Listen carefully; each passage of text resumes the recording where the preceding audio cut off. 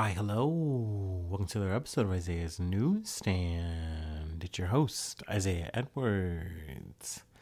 The date is June the 4th, 2024. Hopefully this episode finds you well, in good spirits, and high hopes.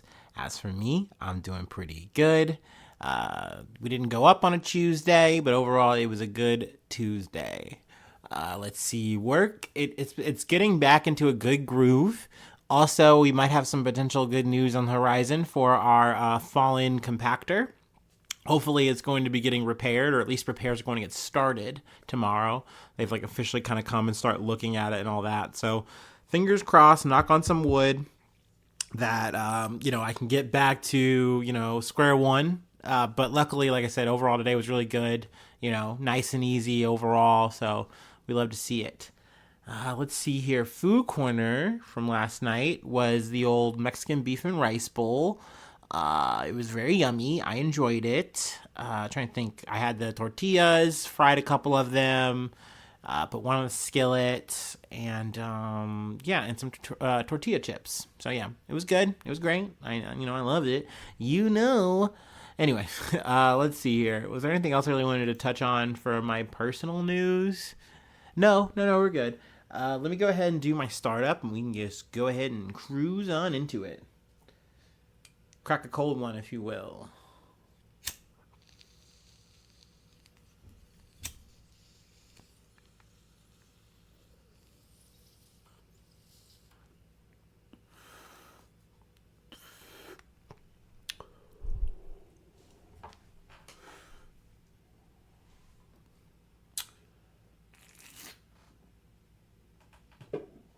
All right.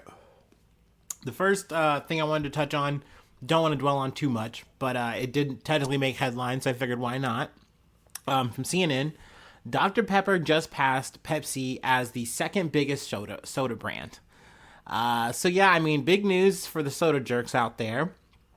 Coke is still the top soda in America, but the runner-up spot, long held by Pepsi, now belongs to Dr. Pepper. I believe they are both in second, with an 8.3 share, but Dr. Pepper's technically ahead by the margins or whatever.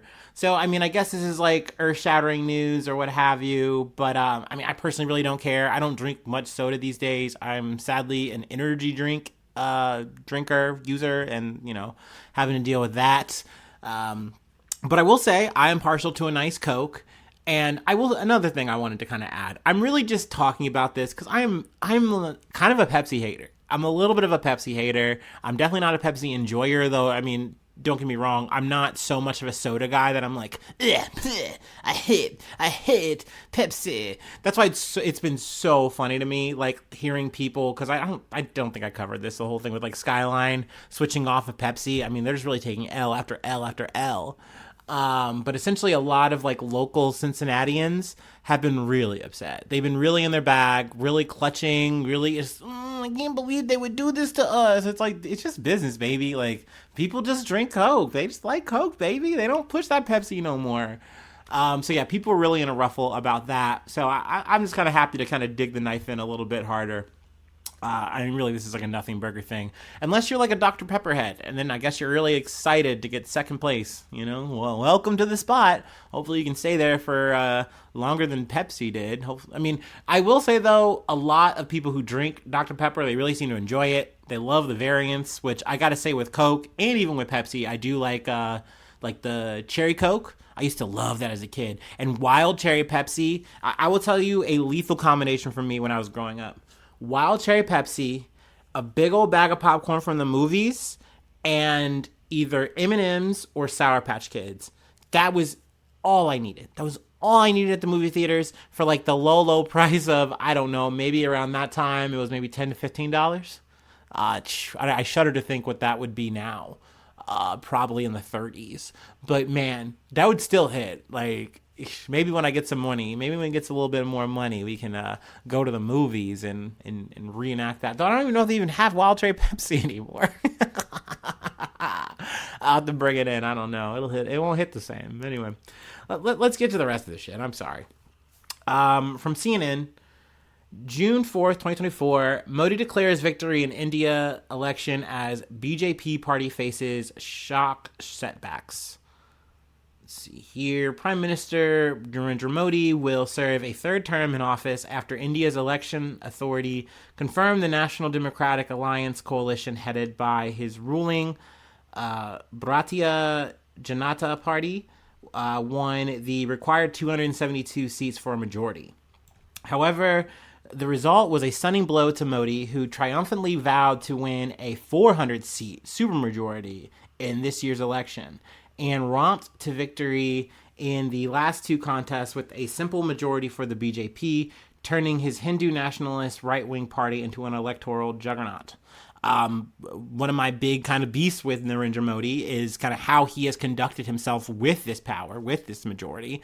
And so I'm personally happy to see India kind of rise up and say, hey, we are fine with you being in power, but our mandate is for that power to be balanced. Like, you have to now go and at least work with your allies. You cannot supersede everyone and all parties and say, like, it's what we want. It's what the BJP wants, and that's all that is going to be. Because you can just see the negative effects of that. We've covered a little bit here and there. By all means, you can look it up and find some stuff. But, yeah, I'm hoping that this is going to be, steps in a direction of at least balancing. I don't know if it's really going to mean a lot of change in India for some of the problems that are kind of going on, especially for the now, Muslim minority that has been, very pressed in India. A lot of stuff going on there. But I overall, I was surprised by this result. Obviously not by Narendra Modi winning, but just by it being cut. Sorry. The way I can equate it, I guess, to American listeners who've, not been kind of hip to what I've been talking about this shit, is it's a lot like with Trump in the midterm election. If you're familiar with that, if you're a political nerd like me now, where he tried to put his name on all these candidates and said, hey, you might not know or like this guy or this person, whoever, but you like me, right? You love Trump. You love Big Daddy Trump. So just pretend when you're in the ballot box, you're voting for me. That's what we're doing here. And like everyone at the rallies would clap and you have the Herschel Walkers like, oh yeah, I can throw a football. But it didn't work. It failed miserably. And it was kind of, I wouldn't say miserably. They lost, and it was one of those things where it's like, or the margins that they won weren't as big. So like that was like a big move. That was considered almost a coup by Democrats. And this is kind of similar to that. You probably didn't even give a fuck about that time frame last year or whatever, so I don't blame you. You're probably doing cooler shit than I was. Anyway, let's move on. We're talking about America. Let's go ahead and let's move there. Let's talk about that shit. From the Hill. Biden announces order limiting asylum at the southern border. Here's what it will do. Man, it also dawns on me that we went from one Biden yesterday to another. You gotta love that. Back-to-back Bidens. President Biden took long-expected executive action Tuesday that will turn away migrants seeking asylum who cross the southern border illegally at times when there is a high volume of daily encounters. The order will be in effect when the 7-day average of daily border crossings exceeds 2,500. Between ports of entry, senior administration officials said, meaning it will go into effect immediately, because essentially the numbers are already high enough in meeting that number. So essentially, he is shutting down the border right now. Like, it's just closed, and it's like, sorry, if you have a legit asylum reason, which is supposed to be a thing. It's like, that's supposed to negate the whole illegal shit, is you can even go up to a person and be like, hey, I'm trying to file for asylum. And you're supposed to be able to get that.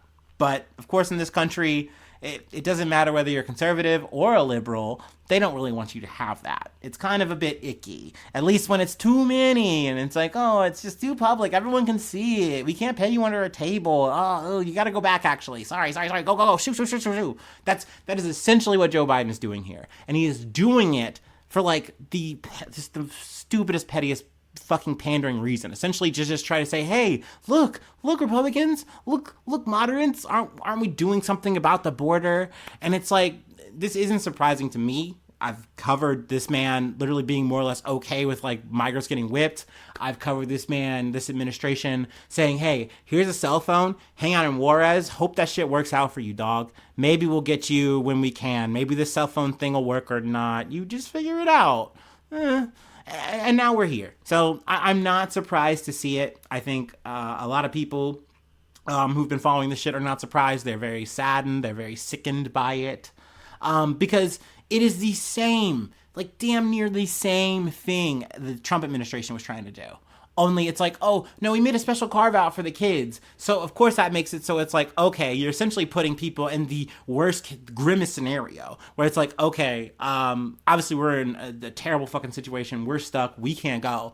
But, like, what if we send our child on this perilous journey? And they're going to wind up trying that. Someone is going to wind up trying that. And I know in the media and all this shit's going to get spent. Why would you be such a bad parent? Blah, blah, blah. If this is a chance for you to get an actual real shot at life, a real opportunity, not some shit where you're just going to die in a fucking gutter, would you take it? The average motherfucker would. And it would be treated as like a 5-0 coming to America fucking experience. But like, no. When you actually apply that as a real person, it's icky and gross and no one fucking likes it. It doesn't matter how liberal you are.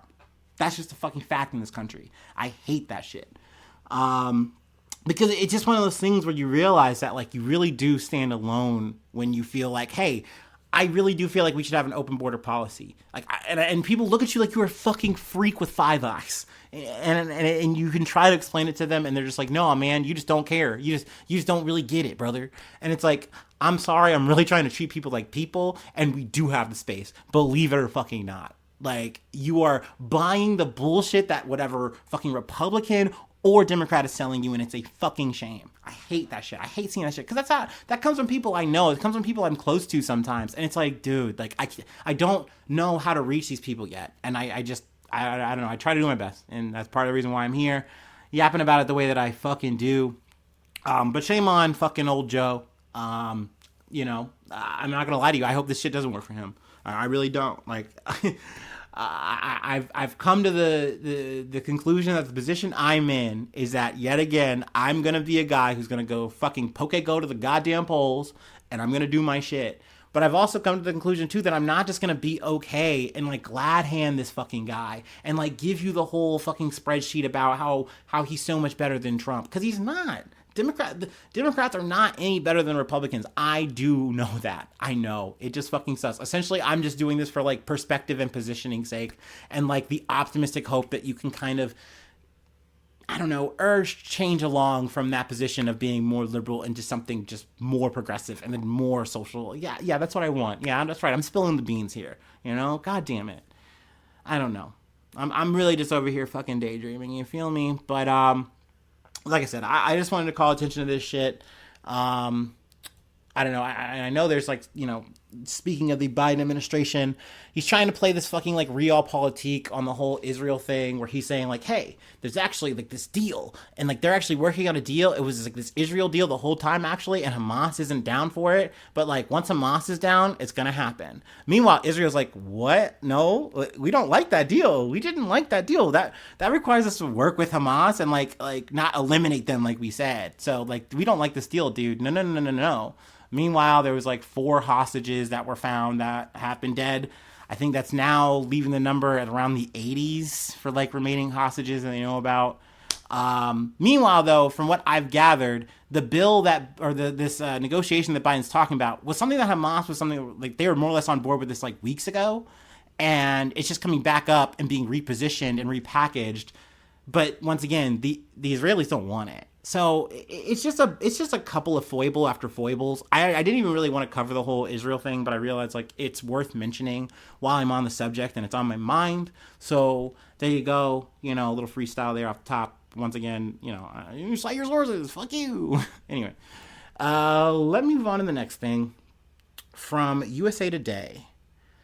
Out of a mob movie. Juror in COVID fraud case dismissed after getting bag of $120,000 cash.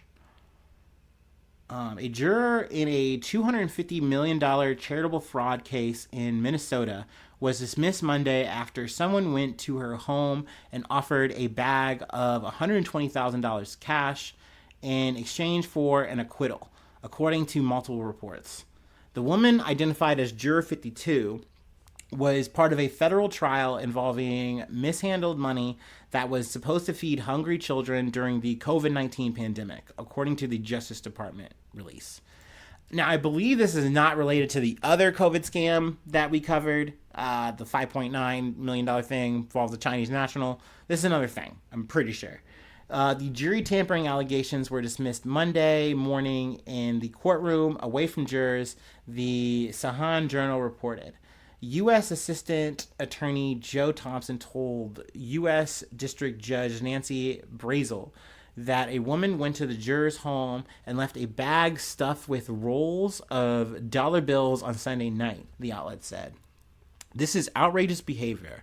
This is the stuff that happens in mob movies, Thompson said, according to the Star Tribune. It really strikes at the heart of this case. I'll tell you, it didn't make me think of a mob movie. It made me think of the movie starring John Cusack, Runaway Jury. And it's a good-ass fucking movie. I would check it out. And it was just giving vibes. It was giving those. And I was instantly attached to this. I'm like, I definitely want to cover this, even though at first I didn't quite get it. And I had to, like, read it from this article to understand. But yes, the 23-year-old juror was not home when the woman came by, but her father-in-law was, according to Thompson. The Sahan Journal reported. The woman told the juror's father-in-law that the money was for Juror 52.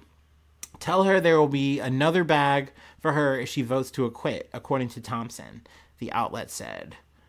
Once the juror returned home and learned what happened, she called the police, Thompson said, according to the Minnesota-based outlet. The bag of money is now in the FBI's custody, the assistant attorney added. So this is where I have to ask the audience, what would you do? Because I'm not going to lie to you. I'm going to link in narc. I'm going to fucking do it because I don't want to go to fucking butt pounding jail just because I already had to do fucking jury duty and now I'm getting fucking bribed, okay? I don't want to get involved in some fucking corruption, okay? I'm too broke for it. I just know better, all right? But hey, I'm not knocking you. Would you do it? Because I hope you would get away with it. Because, I mean, fuck a shit. I don't care. At the end of the day, this is COVID money. It's all pissed away anyway. I'm not saying no for moral reasons. I'm saying no because I don't want to get fucked by the long arm of the law. So I would love if you're as brazy, as a fictional character in my mind. I just know that I am probably like Juror 52, and I'm going to be like, it'd be nice to keep it, but let's go ahead and call the fucking FBI. And I would definitely do a long sigh and a tear would like probably fall down from my eye. But yeah, I mean, I think that was, like I said, the right call. Definitely safe. But crazy. I believe that it put the proceedings in a way that it's like, look, Brazel, the judge, was like, okay, I have to sequester the jury. You know, now you guys have to like be away from the public. They can't interact with you. You can't interact with them. And then also the added thing of detaining the 7 defendants, because the logic is it's like, look, everyone in this room, it had to be either someone from the defendants and someone, who, in this like room who has knowledge, like to reach a juror like this. Like, so therefore it's probably one of these 7 people. I know I worded that poorly, but like, it's gotta be one of you guys is more or less what the judge was saying. Which, I mean, that adds up. That makes sense. And for a case with the stakes as high as this, I guess they're willing to kind of try to like grease the pot to make it happen. So, I don't know. This was one of those things where I'm like, ooh, y'all know I love a good scam. Y'all know I love a good fraud. COVID was full of that kind of shit. And it's crazy that in the aftermath of a COVID scam, we have more corruption potentially trying to happen. Bribes being, potentially trying to, get materialized, what have you. So, once again, probably smart from Juror 52. She's no longer a part. I believe there was like 17 jurors in total, so they just like put in an alternate or whatever, sequestered them, yada, yada, yada. If I get any updates on this particular case, I will definitely be here to squawk about it. But yeah, we have one more thing I wanted to cover, and guess what? It's sports related. A little bit of sports ball. It's baseball. Whoop. Home run. Yeah. Let me go ahead and take my break, and we'll go ahead and get into it. Take me out to the ball game. Take me out.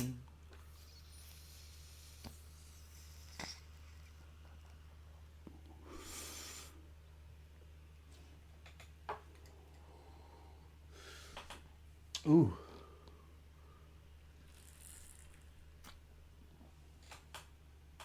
Ooh. At the old ball game. Okay. So about the sports. From CNN. San Diego Padres player Tucupita Marcano banned for life by MLB after betting on games. Oh, wait, that's right. This is more gambling. Y'all know I had to do it to him. Oh, ooga. Man. San Diego Padres infielder Tucupita Marcano has been banned for life by Major League Baseball for betting on baseball games. As well as announcing Marcano's punishment, the MLB on Tuesday banned 4 other players for a year apiece for violating betting rules. According to an MLB investigation, Marcano placed 387 baseball bets, including 231 MLB-related ones, over 2 periods in 2022 and 2023, while he was a member of the Pittsburgh Pirates and while he was on the injured list. He gambled more than $150,000 on baseball, with $87,319 of that on MLB-related bets. The MLB investigation found that 25 of those bets included Pirates games, while Marcano was assigned to the Major League club, which more times than not is usually the biggest death knell and someone getting like banned for life or anything like that. It's like, look, dude, it's already bad. You're an athlete. You're gambling. That's a faux pas. That's bad. No one likes that. It's icky. But once they can trace it to the fact that you betted on your own club, your own team, you know, whether they win, lose, whatever, that's death. That's over. It's death note. You might as well write your shit in there. You're done. You're never fucking swinging a bat again. Not on this fucking pitch. But the MLB Pro found that almost all of Marcano's Pirates bets on which club the Pirates or their opponents would win the game, or whether there would be more or less than a certain number of runs scored in the game. The MLB investigation said that there is no evidence to suggest, and Marcano denies, that any outcome in the baseball games on which he placed bets were compromised, influenced, or manipulated in any way. But that's not enough to really get him off the hook. So essentially, he's done. It's I don't know. He's just Jover for him. Let me talk about the other 4 players, though. The other 4 players were banned for 1 year for betting on baseball games while in the minor leagues. Those players are Oakland Athletics pitcher Michael Kelly, Padres minor league pitcher Jay Grome. I'm gonna assume that's Grome and not Groomy. That'd be worse for him. Philadelphia Phillies minor infielder Jose Rodriguez, and Arizona Diamondbacks minor league pitcher Andrew Southfrank. Now they have the details on those guys. If you want to, go ahead and get the skinny on how much and, what they betted, yada, yada, yada. I don't really want to get into it. Kind of want to close it out from here. But I really just wanted to talk about this one because it's just new news, breaking news. But also, we've talked about this before. It's definitely one of those things where it's showing that, ever since we've kind of, opened the gate to sports betting, it's highlighted it. I don't want to say it's created it. This betting has been along for centuries. You know what I mean? Sports betting's been an issue. It's been a thing. It's just been more of a shadowy issue. But I think definitely with the advent of sports betting being just so available in so many states so easily, you can just do it from your phone, it's definitely a bigger temptation for players. And especially when it's like, you are making, enough money, dog. You can't, try to double it up here. It's not the wave. But hey, I get it. When you got that bug, you got that bug. And what is enough money in this economy? And what is enough money in capitalism? We're crabs in a bucket, baby. I don't know. I understand the sentiment, but when you get caught, you're fucking done up. I'm going to be fucking yapping about your fucking ass. That's pretty embarrassing. Anyway, that's it. That's really all I have for today. If you would like to help out, support the effort, put a little bit of clams in my bucket, become a newsie today. Patreon.com/Isaiah News. Let's see. Free ways to hit me up. IsaiahNews1@gmail.com. Feel free to follow me, the podcast, and any of the socials. Hit me up there. Love when y'all crawl in my DMs. Let's see. hopefully subscribe to the YouTube. Trying to get those numbers up. That is a constant thing. Please, let's get that. That is the last place I want to get to 69 too. I'm at 61, so we're lacking. Please, trying to get them numbers up. But yeah, hit the like button. Hit comments. Sharing is caring. It can be fun. Do that on any platform you're listening, whether it's likes, whether it's all the stars, whatever. I don't know. You can even download. I don't really give a fuck about download numbers. That's very like old podcaster shit, but I don't know. If it helps my algorithm, you could do it and then like throw it away, undownload it. I don't know. I will say though, it is a pro tip if you have a little bit of a listening issue, like let's say you don't have internet. That's when it is good to download. You know, I download my TrueOn episodes because I have shitty internet at my warehouse. So there you go. Maybe that's a pro tip you didn't know. Now you know. But yeah, hopefully I see you soon for some more good news. I love ya. Bye-bye. Mwah.